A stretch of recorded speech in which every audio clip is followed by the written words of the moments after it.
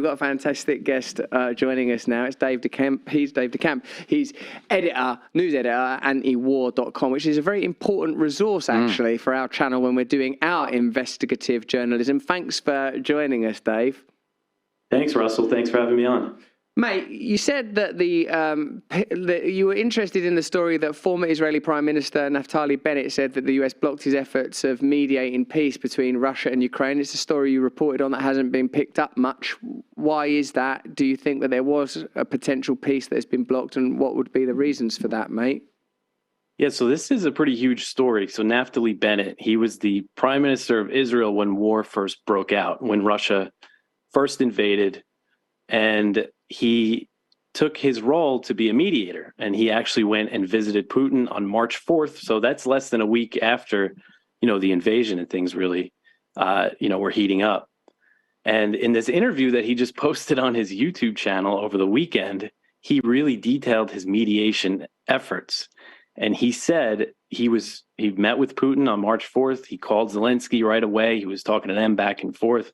And he said he coordinated the entire thing with the US, the UK, the German, and the French. And he said there was real will on both Putin's side and Zelensky's side to reach a ceasefire. He said he got major concessions out of them. Putin dropped his demand of the denazification of Ukraine, which he defined as removing, basically regime change, removing Zelensky. And he said Putin also dropped the demand of demilitarization. On Zelensky's side, he said that he renounced trying to join NATO, which this is Bennett, former Israeli prime minister, explained was the reason for the Russian invasion, was how close Ukraine was to NATO. But Bennett said, again, he coordinated this with all these Western countries, and he told the interviewer that there was a decision among the Western countries that they wanted to keep striking Putin, how he put it. This is translation from Hebrew. And he said, he was asked, did they block the talks? And he said, yes, they blocked my efforts. And that wasn't the last attempt at peace between Russia and Ukraine. Again, this is March 2022. Fast forward a few weeks, Russian and Ukrainian officials met in Istanbul, and they came close to a deal, according to a lot of reports. And then a few weeks later, Boris Johnson visited Kiev, and according to his own office, he urged Zelensky not to negotiate. Reporting in Ukrainian media, Ukrainska Pravda, said that he said, even if you're ready to sign a deal with Putin, we are not. And he was speaking for the collective West. So they stopped this war. They stopped the negotiations. They wanted to continue the war. Turkey, the host of those Istanbul talks, said that they thought the war was going to end, but some of their NATO partners wanted to continue the war to weaken Russia. And then just a few days later, again, this is April 2022, Lloyd Austin, the Secretary of Defense, former Raytheon board member, came out and said, we want to weaken Russia in Ukraine. So it's just more evidence that the U.S. and its allies blocked negotiations at the beginning of the war and wanted this thing to continue. Even if we don't become ensnared in the broader morality of inciting war when peace is available, we surely have to address the way that the media has reported on this conflict, denying most people access to the details that you just inventoried. We've focused on several fascinating aspects of this story, notably the profiteering of the military-industrial complex, and more recently, BlackRock's investment in the reconstruction of Ukraine. If you could just talk a little about that for a moment, Dave, then we'll move on to an even broader geopolitical narrative that involves unipolar incentives and ongoing American hegemony and the likely forthcoming conflicts between the United States and China, especially if they keep sending those terrifying balloons. But first, can we talk about their reconstruction and the investment opportunities that's offering American corporations in particular? Yeah, sure. So the clear winner right now of continuing this war to weaken Russia is Raytheon, Boeing, the weapons makers, the American military industrial complex, the $100 billion, much of that is going to them. And it's not just that. European countries are sending their old, Eastern Europe, former Soviet republics. They're getting rid of their old Russian-made weapons, buying some new shiny American weapons. They're really making a killing. But as you have been covering a lot, the reconstruction of Ukraine is going to have a huge price tag. The World Bank estimated in December that it would cost between 500 and 600 billion to reconstruct Ukraine. Zelensky put it at 750 billion. That was a few months back. As the war goes on, more people are being killed. The country is being destroyed. That price tag is going to go up. And that's where you see these companies like BlackRock. They're going to get in on this reconstruction, and they're going to be able to create all this new infrastructure because Russia has been destroying the infrastructure starting in October. As the war has continued, it's just going to get worse and worse for the people of Ukraine. And that, 600 billion that it's going to cost, or 750 billion, might even get up to $1 trillion. That money is going to be loaned. There's going to be interest payments. There's going to be grants from the governments that are backed by central banks so they can just print money.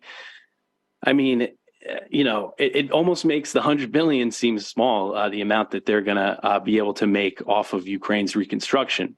And unfortunately for the people of Ukraine, they're the ones that are suffering right now, dealing with rolling blackouts and not being able to heat their homes, in the harsh Ukrainian winter. Not to mention that the conditions in Ukraine economically will likely be favorable to a great many globalist imperatives.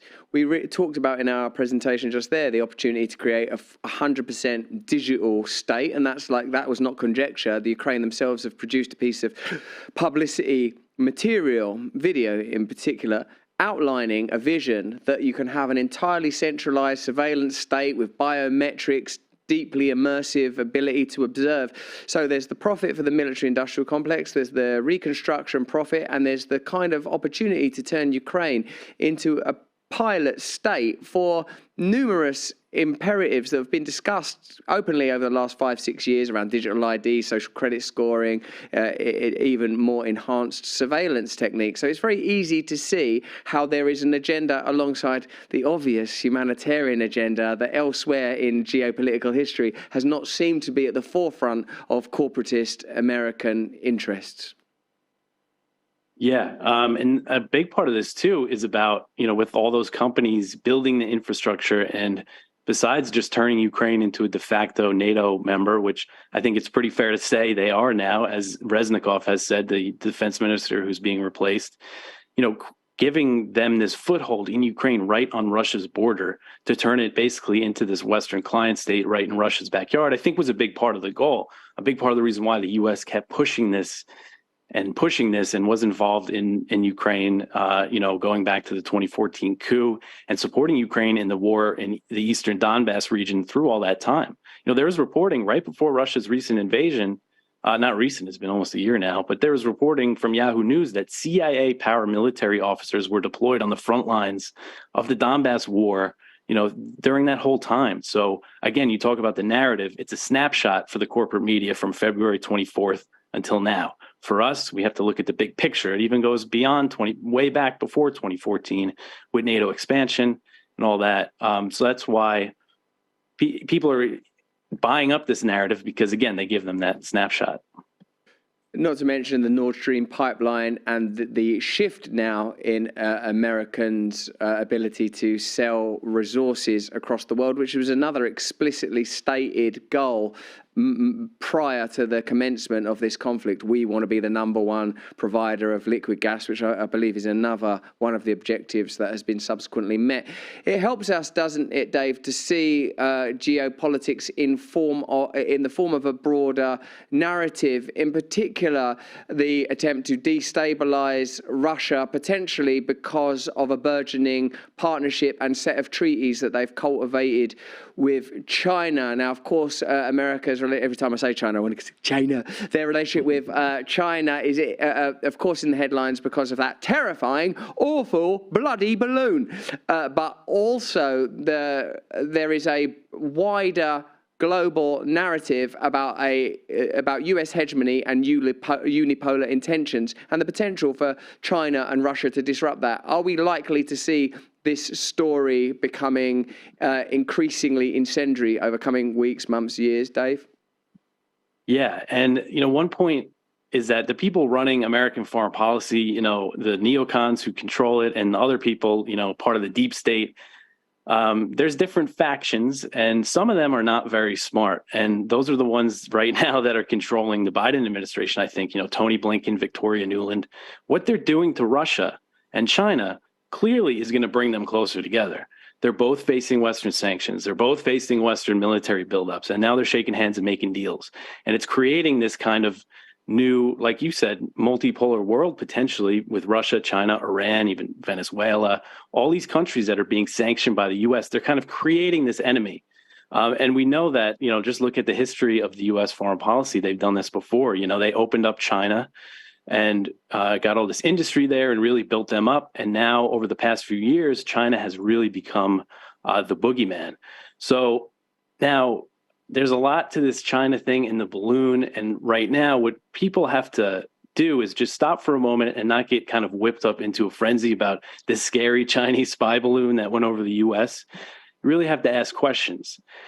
And the big thing, I think, is that so China says it's a weather balloon. The U.S. says it's a spy balloon. China says it accidentally drifted over the U.S. Who knows? It's not exactly clear.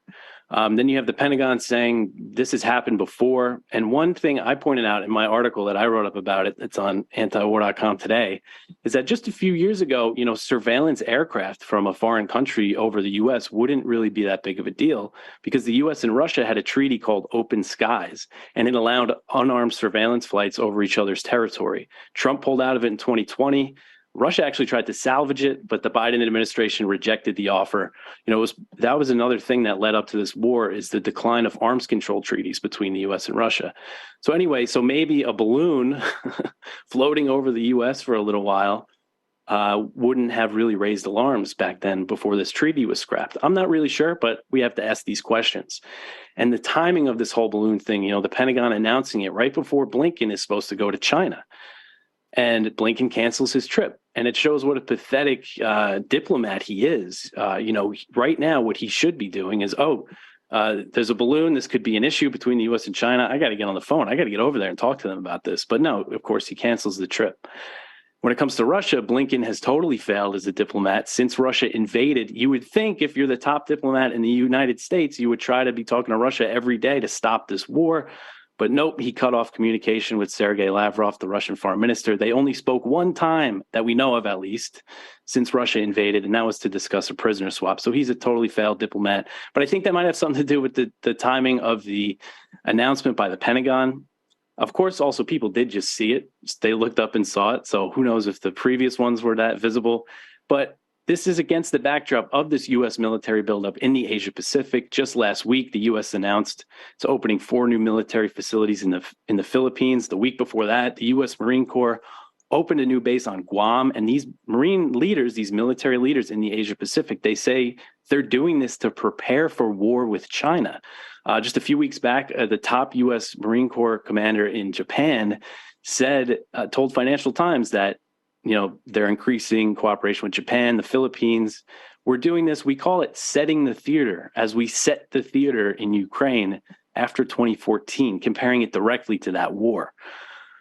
And now with Taiwan, of course, is the big one. If you remember last summer, Nancy Pelosi's little stunt, she went over there and it provoked the largest Chinese military drills around Taiwan that have ever happened. They fired missiles over the island. They simulated a blockade. They never did that before. It was clear China was going to react like that. She went anyway. And now we have Kevin McCarthy, the new House Speaker. He's saying he's going to go too. And Taiwan's a tricky one because a lot of people don't understand the situation.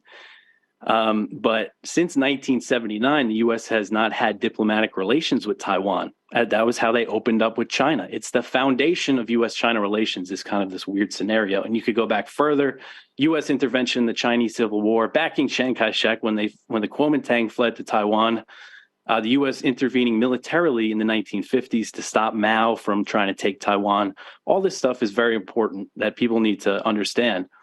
But right now, what we've seen in the past few years, starting really under the Trump administration, is that they're changing the relationship from Taiwan. It used to be kind of an issue between the U.S. and China, and now they're using it as an opportunity to kind of poke China. And, these visits, Nancy Pelosi going over there is a big deal because she was the Speaker of the House, and that China views that as an affront to the one China policy. the U.S. has been selling them more weapons. The National Defense Authorization Act, the 2023 military spending bill that Biden just signed, include military aid for Taiwan for the first time ever. They've always sold them weapons. They've never financed the purchase. And China reacted, more drills around Taiwan. They're telling us, if you keep doing this, this could lead to war between the U.S. and China. They're telling us outright, but they're not listening. So it's going to be a similar situation where the U.S. is going to potentially provoke a war over Taiwan. And just like the U.S. and Russia, the U.S. and China cannot go to war.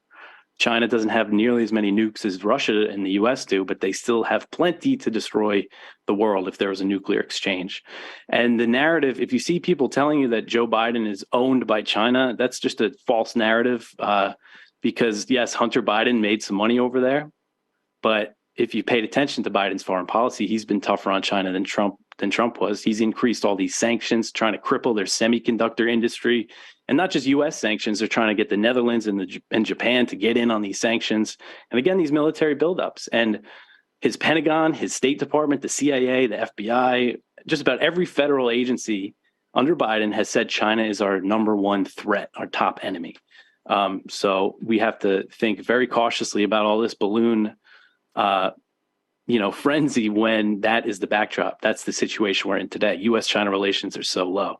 Seems like there is an aggressive agenda being subversively deployed almost uniformly and continually, whether it's this current conflict and its preceding provocations, or what we appear to be seeing now is kind of comparable to the gradual encroachment around territories that have associations with China, the building of a narrative that there is a necessity for a conflict. I suppose that what we will look out for over the next 6 months to a year is like, oh, Taiwan, there's this humanitarian crisis. We've got to help these Taiwanese people. They're doing their best. China's invaded. Or we'll be invited to forget the provocation. What dear Blinken, if he's any kind of a diplomat, should be doing is getting himself on a balloon and going to China by balloon on a global balloon tour for peace. That is the sort of diplomatic opportunity that ought to be embraced. Dave, thank you for describing these complex events in such an accessible, thoughtful, and I would say inclusive way. Antiwar.com has, as I understand it, no left-right political bias. What is the agenda of Antiwar.com? Is there any clues in the name, for example? Yeah, so I mean, that's basically our bias, is that we're anti-war, non-interventionist. We're a libertarian staff, so we're what most people would consider, right-leaning. But we have columnists from all over the political spectrum, and that's been the mission of the website. It was founded in 1995 by Eric Garris and Justin Raimondo. And Justin was the columnist who was a genius, but unfortunately he passed away in 2019. But the whole time it was about building a coalition. We would run columns from, Daniel Ellsberg and Pat Buchanan, just completely different ends of the political spectrum. And we still do that today. And that's what we pride ourselves on. Because, this issue, especially now, as we're looking down the barrel of a potential war with Russia and China now, a nuclear war, we really need to unite to stop this. And that's what we're all about. And the site is entirely reader funded. That's why they've been able to do this and go against these narratives. And I'm very honored to be working for them. I started doing it full time in 2020. And I just write short news articles every day. I sort through hundreds of articles in the mainstream media every day and kind of filter it through to give people a short understanding. So that's what we're about. And again, I think your viewers, would appreciate what we do over there. And also, if people don't want to read, I condense it into about a 30-minute daily podcast. It's called Anti-War News with Dave DeCamp. You can listen to the audio version, or we also have a YouTube channel. We're also on Rumble and all that stuff. So yeah, I think, our views align a lot, Russell, in that politics are kind of secondary when we're in the situation we are today, and people really need to wake up. And I know you had Jimmy Dore on promoting that anti-war rally February 19th in Washington, D.C. We're going to be represented there by Scott Horton, who's our editorial director. He's a human encyclopedia. People are familiar with him. But yeah, so that's what we're about. We're going to be represented at that march by Gareth, who's a human centipede here, very much like that terrifying film where people did all manner of filthy stuff. Yeah, in a way, true opposition these days has to be bipartisan and transcendent of those kind of divisions, because it's quite clear that centralist interests, whether left or right, both have a pro-military agenda, both pro-surveillance, both pro-digitization, and really what is required is a coalition of the awakening in order to truly oppose what appears to be a relentless march towards the apocalypse. I mean, when we're in the Armageddon, we won't have time to check what rosettes the other zombies are wearing as we pick through the ashes and rumble. This is a Democrat zombie. This one's a Republican zombie. Let's just get on with some new, transcendent, truly democratic populist movement that embraces freedom from across the political spectrum. So I think Dave's told you a great deal about antiwar.com. I know that Gareth and the rest of the team use your resources quite a lot in generating the narratives we use for our content, although to be honest most of the work is just done by me on the spot, because I just improvise news myself. I just come up with stories, just, you know, it's all up there under one of my elaborate hats. Dave, thank you so much, mate, for joining us. Thanks for your brilliant work today. I appreciate it. Yeah, Russell, again, thanks so much for having me on. I really appreciate it. You've got a kind, wonderful face of a Christ-like figure, Dave, isn't he? Dave, thanks for joining us, man. Thanks very much.